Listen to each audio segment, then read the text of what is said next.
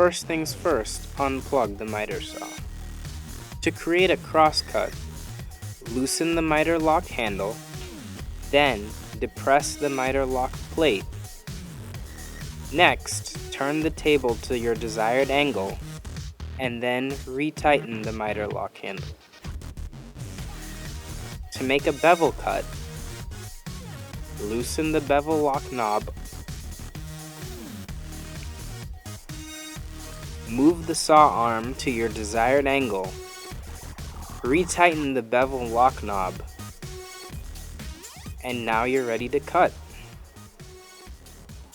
The last special cut you can create is the compound miter cut. This combines both a crosscut and a bevel cut. First, set the crosscut angle.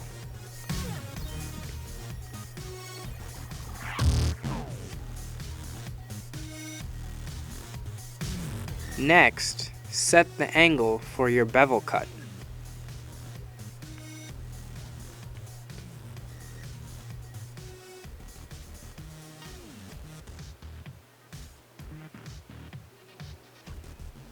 Lastly, plug in the miter saw and proceed as normal.